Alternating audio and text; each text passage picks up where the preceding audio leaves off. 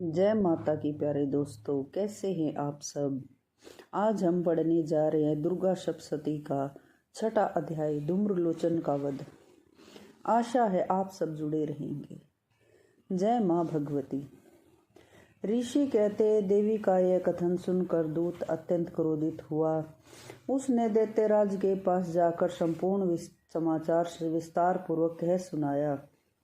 दूत के वचन सुनकर दैत्यराज अत्यंत कुपित हो उठा और असुर सेनापति धूम्रलोचन से बोला, धूम्रलोचन, तुम शीघ्र ही अपनी सेना लेकर जाओ और उस दुष्टा को केस पकड़कर घसीटते हुए बलपूर्वक ले आओ। उसकी रक्षा के लिए देवता, गंधर्व आदि कोई भी क्यों ना खड़ा हो, उसे भी अवश्य मार डालना। ऋषि बोले, शुंभ के इस प्रकार आज्ञा देने पर धूम्रलोचन दैत्य ने 60,000 असुरों की सेना लेकर वहां से तुरंत प्रस्थान किया।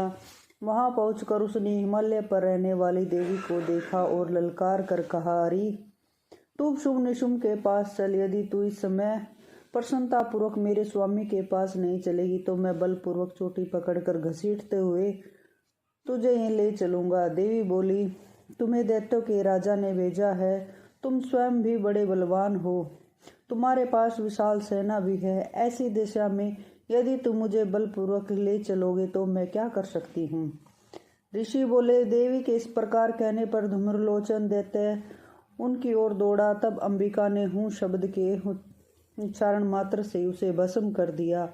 फिर तो क्रोध में दैत्यों की विशाल सेना और अंबिका ने एक दूसरे पर तीखे तीरों से फरसे से वर्षा करना आरंभ कर दिया। इतने में ही देवी का वांसी भी क्रोध में भरकर गर्दन के बालों को हिलाता हुआ असुरों की सेना में कूद पड़ा।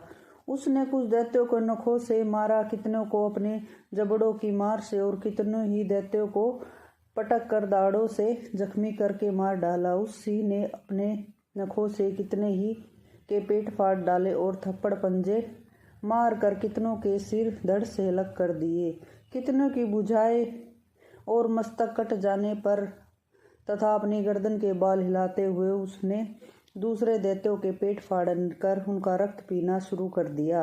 अत्यंत क्रोध में भरे देवी के वाहन महाबली उसी ने क्षण भर में असुरों की सेना का संहार कर डाला। शुंभ ने जब यह समाचार सुना कि देवी ने धूम्रलोचन असुर को मार दिया है तथा उसके सिंह ने सारी सेना का सफाया कर दिया, तब वह दैत्य अत्यंत क्रोधित हो उठा। उसके होठ कपकपाने लगे। उसने चंड और मुंड नामक 2 महादैत्यों को आज्ञा दी कि हे चंड और हे मुंड, तुम लोग अत्यंत विशाल सेना लेकर जाओ और उस देवी को केश पकड़कर अथवा उसे बांधकर शीघ्र ही यहाँ ले आना।